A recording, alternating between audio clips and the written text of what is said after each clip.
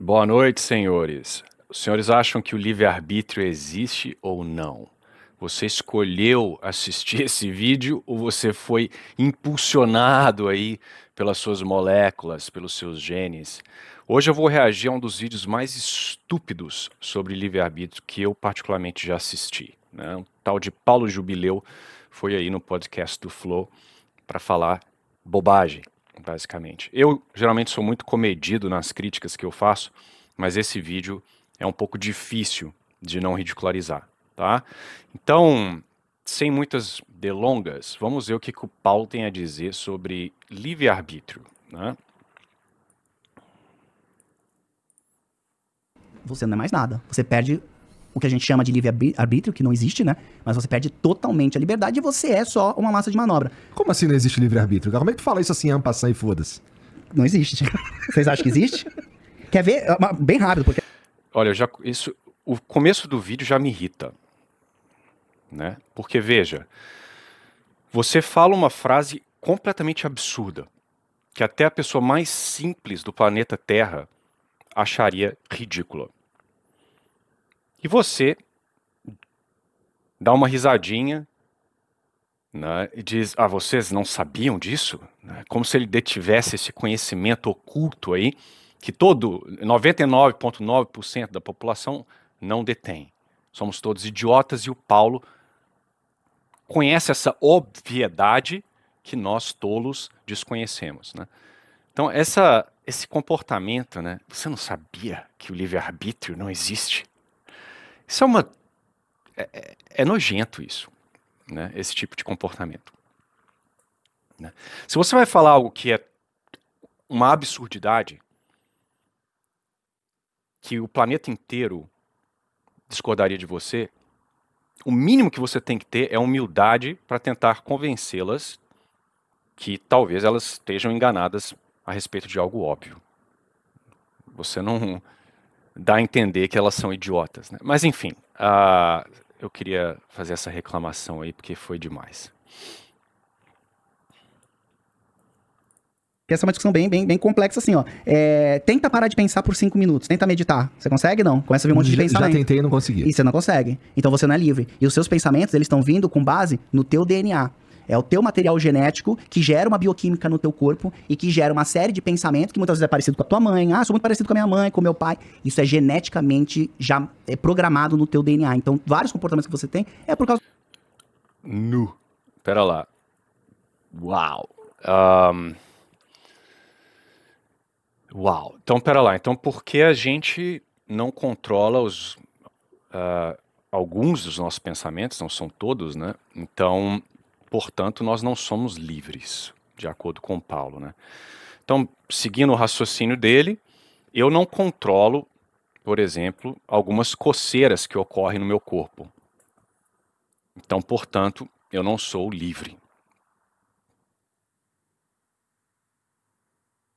Eu tenho fome, muitas vezes. Eu não controlo o fato de que eu tenho fome. E a fome é controlada por fatores biológicos. Portanto, eu não sou livre. Os senhores percebem a estupidez deste argumento? Nossa, tá tendo um solzinho aqui. Só porque eu resolvi vir para um local. Gente, não dá para ficar desse jeito não, né? Deixa eu ver se eu consigo me reposicionar aqui. Mas os senhores entendem a estupidez que é esse argumento?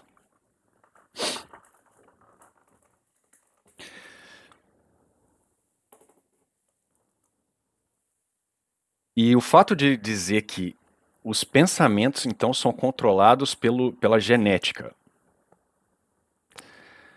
Eu não sei nem o que dizer sobre isso. Eu acho que nem o maior reducionista genético do planeta Terra, sei lá, o Richard Dawkins, diria algo tão tolo, né? Então, basicamente, se os meus pensamentos são controlados pelo meu DNA, então, como meu DNA não muda ao longo da vida, então eu já nasci com os pensamentos que eu tenho hoje quando eu era um bebê. Então, o bebê já nasceu com tudo lá. Então, ele já nasceu, física quântica, evolução, e ele estava querendo comunicar todo aquele pensamentos vindo lá dos genes, equação diferencial, e o bebezinho lá, eu sei lá, não, cara, tentando, né, dar de mamar pro bebê, e ele querendo, não, velho, eu descobri como resolver a equação lá de Newton ou um problema matemático que não foi ainda resolvido, e você lá tratando ele como um idiota. Eventualmente, ele percebe que as cordas vocais dele ainda não estão desenvolvidas o suficientes para ele resolver aquela equação diferencial. Ele fica revoltado e começa a vomitar e fazer cocô e urinar simultaneamente, só de escárnio, né? Pela sua inépcia de não compreendê-lo, né? Basicamente isso, né? Ou talvez ele queira dizer que não, ele falou ali, né, o DNA controla os processos bioquímicos no cérebro e controla os seus pensamentos. Então, para lá, então, quando eu penso, vem uma lembrança de uma viagem que eu fiz a Paris, é porque existe, então, uma molécula no meu corpo que se relaciona a Paris e me fez pensar sobre Paris. Assim, qualquer pessoa com um mínimo de inteligência sabe que os seus pensamentos eles têm relação com o que você experimentou na vida, né? Mas talvez, sendo mais caridoso com o Paulo, talvez ele queria dizer que a genética controla o fato de que você pensa sem desejar pensar. Qual a relação entre os genes e isso? É uma relação, ainda que fosse real, ela é tão distante que você atribuir ela aos genes não faz sentido nenhum, né? Isso é um reducionismo, assim, do mais pobre. E reducionismo genético, qualquer sabor, você pode refutar ele, assim, facilmente. Inclusive, até os próprios evolucionistas hoje em dia, Dennis Noble, os grandes, James Shapiro, eles dizem que Richard Dawkins é um tolo, basicamente, que ele está completamente errado. Se você não acredita em mim, como é que você acha que o DNA ele se autorreplica? Ou ele precisa de todo um maquinário celular para fazer alguma coisa? Se você pegar um pedaço de DNA e tacar ele dentro de um copo lá com água, ele vai fazer alguma coisa? Não, o DNA é uma molécula inerte. Ele depende de todo um complexo molecular, né, para fazer qualquer coisa. São dezenas e dezenas e dezenas de moléculas. E isso é um sistema, inclusive, circular. É um sistema circular que, inclusive, é um problema para explicar como isso aí aparece. Porque o DNA depende das proteínas, mas as proteínas dependem do DNA. Tem uma circularidade causal aí. Então, reducionismo genético é uma estupidez. Agora, atribuir reducionismo genético aos pensamentos que você tem é um nível de estupidez, assim, jamais visto. Mas, enfim, vamos continuar, porque às vezes ele vai elucidar isso daí, né? E eu estou sendo um pouco caridoso. Do seu DNA. Então você não é livre. Você não é livre. Você é vamos dizer assim, um escravo do seu material genético. Quando você acha que você está tomando alguma decisão nossa, tipo, eu que escolhi, foi o teu DNA com base em toda a tua evolução. Ih, caralho. Toda a minha evolução. Então, quando o Paulo resolveu aceitar o convite para falar no Flow, ele não escolheu, na verdade. Isso aí estava pré-determinado por causa da história evolutiva humana. Os primatas ancestrais do Paulo, lá na savana africana, foram selecionados para sua capacidade de aceitar a ir em podcasts, tá? Ainda que não existissem podcasts lá. A seleção natural favoreceu os indivíduos que aceitavam ir em podcast. E, portanto, hoje, o Paulo é escravo desse passado evolutivo dele, dos primatas lá. Cara, o que eu tenho a dizer, né? Enfim.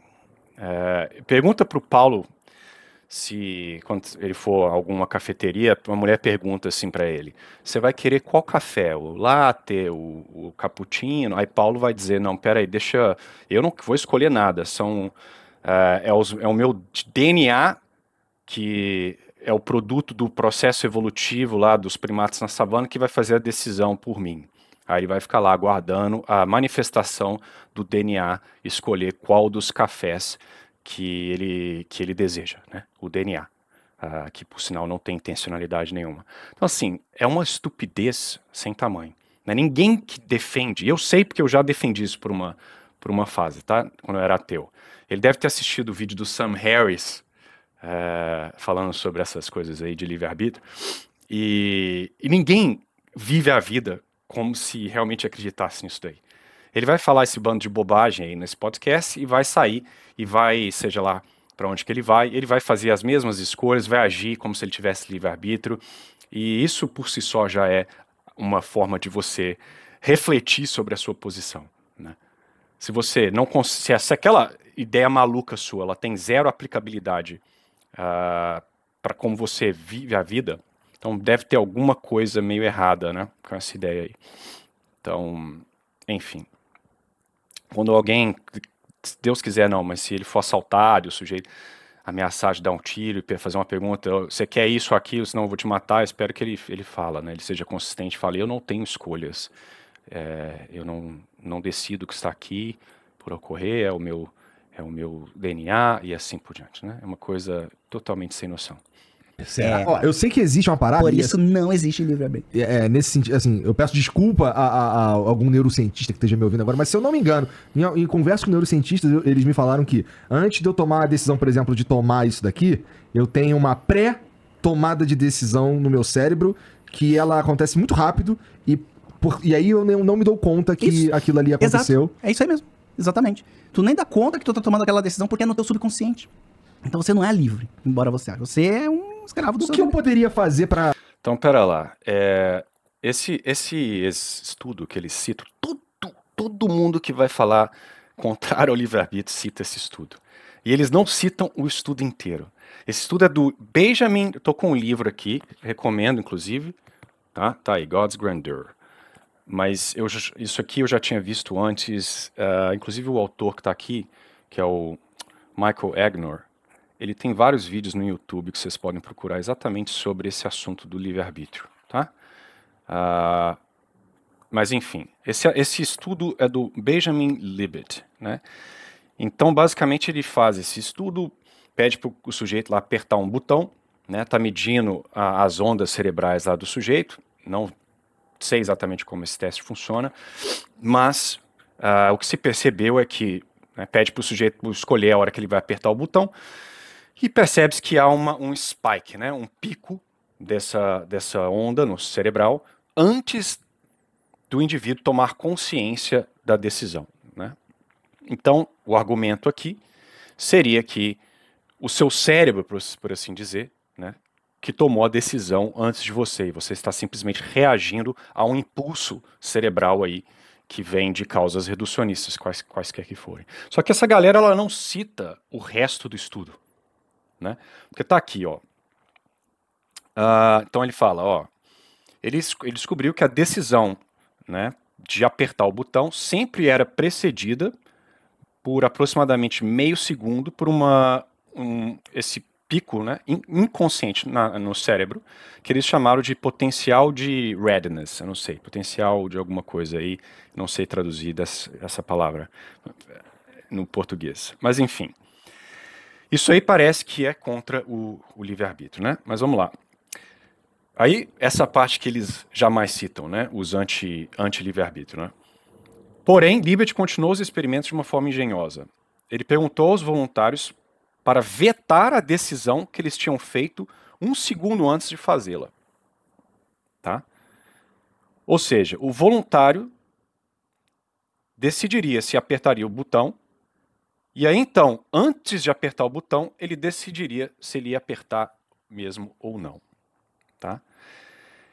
E aí ele percebeu, o pesquisador, que esse primeiro impulso, né, de apertar, ainda que ele seja, vamos colocar dessa forma, material, né, ele tenha o pico lá, reflita alguma coisa de subconsciente, a decisão de você não agir conforme aquele impulso, ela era imaterial, ela não havia picos, ele não conseguia detectar o momento dessa tomada de decisão.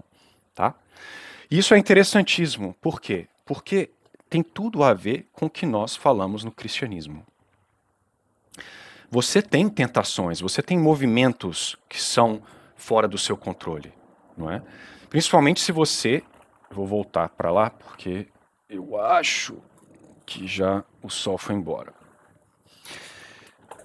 Você, principalmente se o seu corpo estiver desordenado, porque você viveu uma vida de pecado, né? Por exemplo, um indivíduo que vive pecando contra a castidade por anos, ele cria hábitos ruins. Então, supondo que ele se converta, como muitos dos senhores deve ter acontecido, né? Assistiram pornografia, eram mulherengos, eu era assim. E aí você se converte, você não vai de uma hora para outra ter uma ordenação do seu corpo. Não, você vai ainda ter aqueles impulsos que você adquiriu naquela época de erro. Tá? Na época que Adão e Eva existiam, as paixões eram perfeitamente ordenadas com o intelecto, o que torna o pecado de Adão ainda mais grave. Mas hoje não, nós temos, né, por causa do pecado atual e por causa do pecado original, nós temos essa desordem. O seu corpo, às vezes, aponta para a direção errada. Tá? Então isso é normal, da mesma forma que eu tenho vontade de comer. É óbvio que tem coisas no nosso corpo que não são, nós não controlamos. Não é só porque é o pensamento que ela é ontologicamente diferente da nossa vontade de ter fome. Pensamentos são materiais, nós sabemos isso desde Aristóteles e São Tomás de Aquino. É o intelecto e a vontade que é imaterial. Então você ter impulsos também cerebrais não é um problema. Mas o estudo desse mesmo sujeito que eles citam mostram que a sua capacidade de negar o impulso não é material. Então eu posso ter lá a desordem contra a castidade por causa dos anos que eu vivi. Eu posso olhar para uma mulher atraente e ver aquele impulso sexual, a vontade e tal. E eu posso escolher não dar vazão a este impulso. E, sei lá, virar para o lado. Fazer o sinal da cruz. Você pode ter porque você era um guloso e comia igual um porco por anos, e agora você está tentando, né, criar uma boa dieta. Você tem uma impulsão aí de hábito de querer comer mais do que deve. Você pode escolher não fazê-lo. Tá? Então, esse estudo aí, como eu disse, ele só mostra uma parte que convém. Tá? É curioso, porque o sujeito, inclusive, ele usa isso para defender a ideia religiosa, né? Mas, enfim, né? Vamos lá.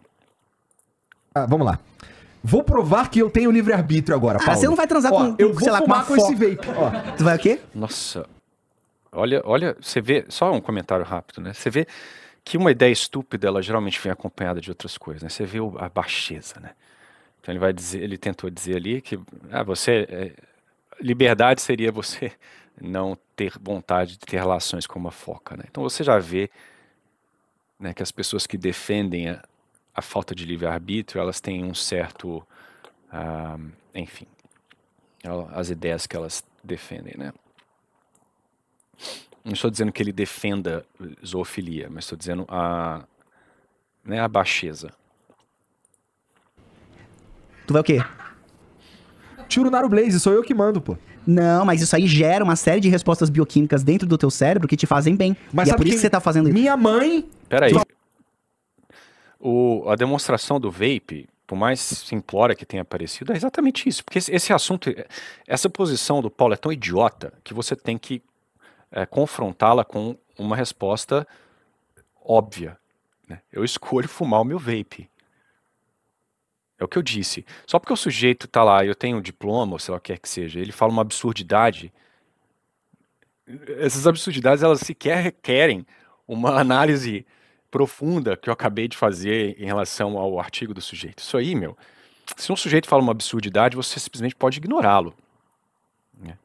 Que é o que nós faríamos há uns anos atrás, mas hoje em dia a gente dá vazão às estupidezes alheias. Aí ele vai dizer que o fato dele ter fumado cigarro, ele faz isso porque dá um prazer a ele e gera, enfim...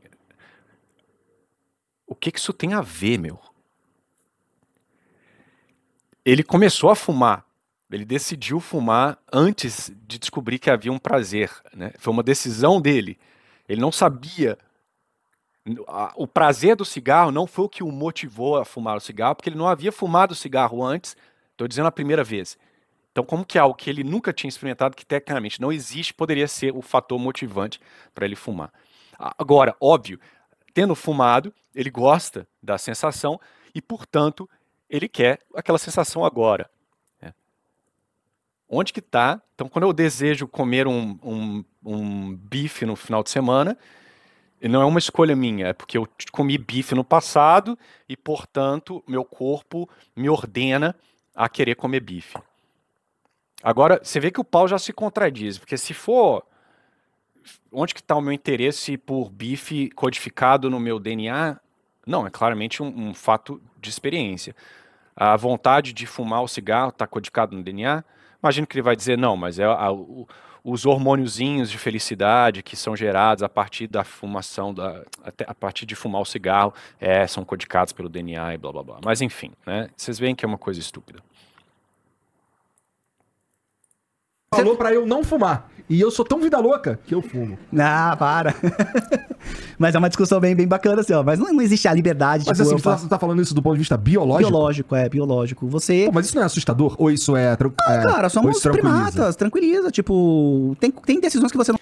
Ah, seu velho, né? O velho comentário do ateu, né? São primata. Não dá nada. Não sei o quê.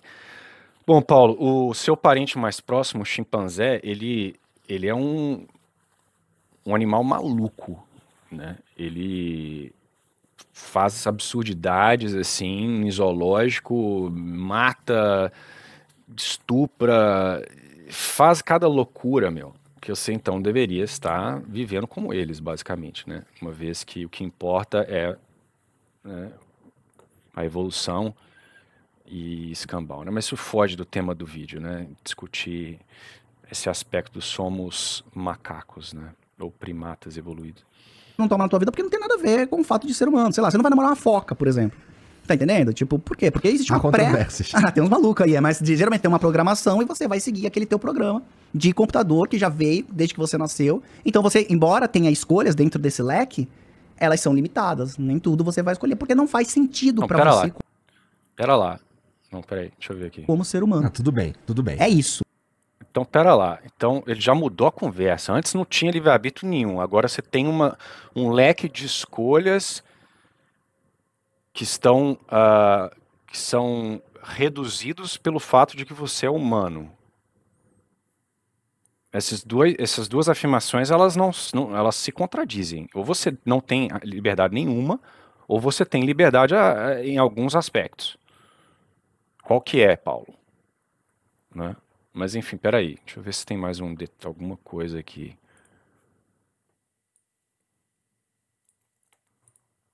Agora, dentro do teu leque, aí você tem uma certa liberdade. Aqui. Mas a partir do momento que você entrega toda essa confiança pro algoritmo, antes que a gente fazia? Vou pensar em casar. Pô, vou ver o pôr do sol, vou caminhar na praia. Tá, não. Aí já vai começar a falar de algoritmo. Então, porque somos humanos, as nossas escolhas são certamente limitadas pela nossa natureza.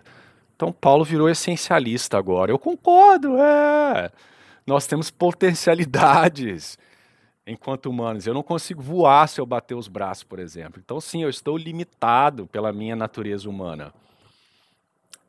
Exato. Então, o Paulo foi de reducionista ateu até essencialista, né? Ele acredita na natureza humana, limitando aí a matéria e atualizando-a, né, com a forma substancial aí. Impressionante, né?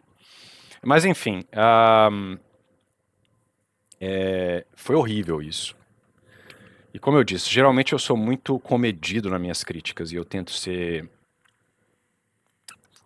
caridoso, mas eu achei esse vídeo tão bizarro que me mandaram mais de uma vez que eu resolvi aí fazer dessa forma. Espero que me perdoem o jeito desbocado, tá? Então é isso. Eu quero fazer um último comentário para aqueles que aguentaram até aqui. Eu perdi um amigo de infância ontem.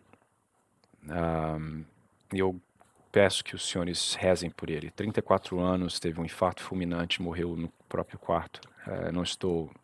Eu estou brincando aqui com esse vídeo, mas eu não estou bem, não. E então eu peço orações para ele, para a alma dele, Gabriel, e que Deus tenha misericórdia dele, que ele tenha tido nos últimos momentos um vislumbre aí do divino e se arrependido de qualquer pecado não confessado, né? E então é isso.